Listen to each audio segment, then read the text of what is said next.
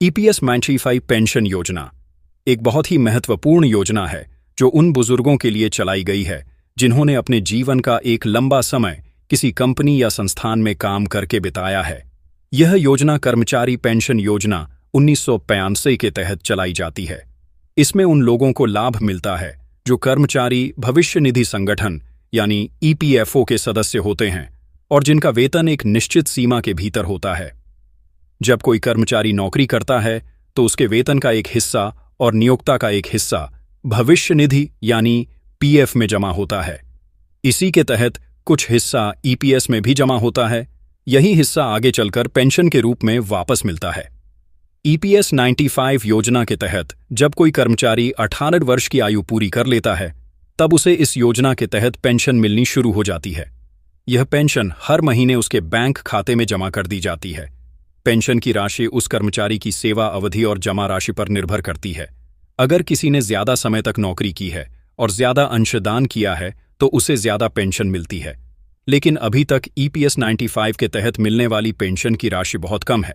कई पेंशन धारकों को केवल 1000 या 2000 रुपये महीने की पेंशन मिलती है, जो आज के समय में बुजुर्गों की जरूरतों को पूरा करने के लिए बहुत कम है। इस योजना के तहत पेंशन पाने के लिए जरूरी होता है कि कर्मचारी ने कम से कम 10 साल की सेवा पूरी की हो। अगर किसी ने 10 साल से कम नौकरी की है तो उसे इस योजना के तहत पेंशन नहीं मिलती है, लेकिन वह अपने अंशदान की राशि वापस ले सकता है। ईपीएस 95 योजना के तहत एक फॉर्म टेंडी भरकर पेंशन के लिए आवेदन किया जाता है। यह फॉर्म ईपीएफओ की वेबसाइट पर ऑनलाइन भी उपलब्ध होता है या फिर ईपीएफओ कार्यालय में जाकर जमा किया जा सकता है। आवेदन करते समय कुछ जरूरी दस्तावेज जैसे Aadhaar card, PAN card, bank passbook सेवा प्रमाण पत्र आदि लगाने होते हैं। जब यह सारे दस्तावेज सही होते हैं और आवेदन स्वीकृत हो जाता है तब हर महीने पेंशन का पैसा बुजुर्ग के खाते में आ जाता है। इस योजना में एक और महत्वपूर्ण बात यह है कि अगर किसी कर्मचारी की मृत्यु हो जाती है तो उसकी पत्नी या पति को फैमिली पेंशन मिलती है, यानी कर्मचारी की मृत्यु के बाद उसका परिवार भी सुरक्षित रहता है। इसके लिए परिवार का नामांकन पहले से किया होना चाहिए। फैमिली पेंशन की राशि मूल पेंशन की कुछ प्रतिशत होती है। यह राशि जीवन भर दी जाती है और अगर पत्नी या पति की मृत्यु हो जाए तो बच्चों को कुछ समय तक पेंशन मिलती है। ईपीएस 95 योजना को लेकर देश भर में बहुत से पेंशन धारकों ने मांग की है कि उनकी पेंशन राशि को बढ़ाया जाए, क्योंकि वर्तमान में मिलने वाली पेंशन बहुत कम है, जिससे बुजुर्गों को दिक्कतों का सामना करना पड़ता है। कई बुजुर्गों को दवाई खाना, इलाज और रोजमर्रा की चीजों में कठिनाई होती है। कुछ पेंशन धारकों ने सरकार से यह मांग भी की है कि उन्हें कम से कम 4700 रुपये मासिक पेंशन दी जाए। इसके लिए कई बार धरने, प्रदर्शन और ज्ञापन दिए जा चुके हैं। सरकार ने भी इस मुद्दे पर ध्यान देना शुरू किया है और कुछ मामलों में न्यूनतम पेंशन को बढ़ाने की बात कही गई है।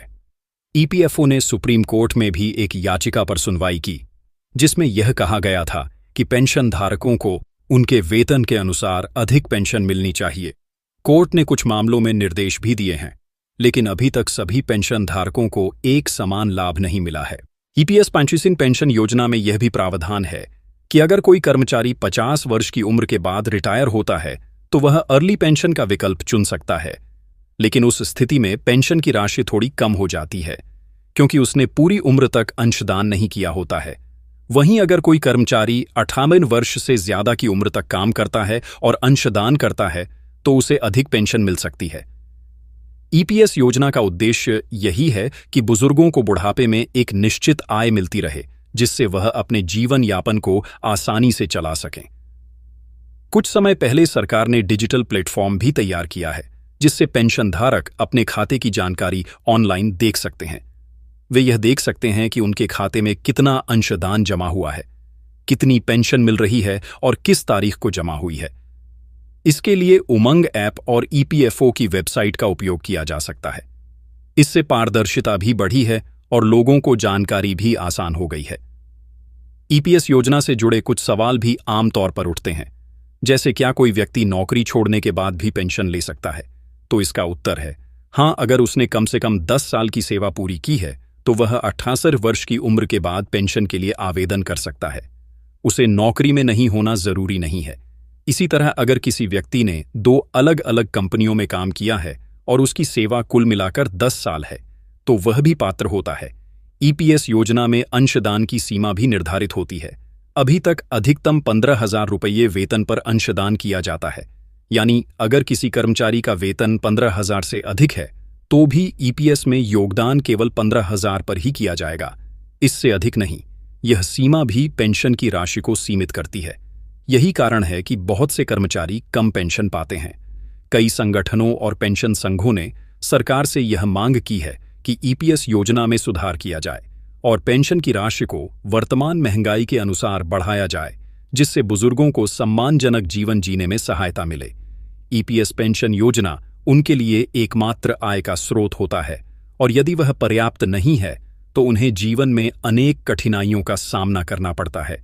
ईपीएस 95 योजना से जुड़ी एक और बात यह है कि बहुत से बुजुर्ग जो इस योजना के लाभार्थी हैं, वे पढ़े लिखे नहीं होते हैं या उन्हें जानकारी नहीं होती है कि कैसे आवेदन करें, कैसे फॉर्म भरें और किससे संपर्क करें। ऐसे में सरकार और ईपीएफओ की जिम्मेदारी है कि वे ऐसे बुजुर्गों की सहायता करें, उनके लिए शिविर लगाएं, जागरूकता अभियान चलाएं, ताकि हर पात्र व्यक्ति को उसका हक मिल सके। इसके अलावा यह भी जरूरी है कि जो पेंशनधारक अब बुजुर्ग हो चुके हैं और चलने फिरने में असमर्थ हैं, उनके लिए घर जाकर सत्यापन और सहायता की सुविधा दी जाए ताकि उन्हें किसी तरह की परेशानी ना हो। कुछ राज्य सरकारों ने इस दिशा में पहल की है और मोबाइल यूनिट या सामाजिक कार्यकर्ताओं की सहायता से घर बैठे सुविधा दी जा रही है। यह एक सराहनीय कदम है और अन्य राज्यों को भी इसे अपनाना चाहिए। ईपीएस पेंशन योजना देश के करोड़ों बुजुर्गों के लिए एक आशा की किरण है। अगर इसे सही तरीके से लागू किया जाए और समय समय पर इसमें संशोधन और सुधार किए जाएं, तो यह योजना और भी प्रभावी बन सकती है। इससे न केवल बुजुर्गों को लाभ होगा, बल्कि उनका आत्मसम्मान भी बना रहेगा, क्योंकि बुजुर्गों ने अपना पूरा जीवन देश और समाज की सेवा में लगाया है। अब यह हमारी जिम्मेदारी है कि हम उनके बुढ़ापे को सुरक्षित और सुखद बनाएं।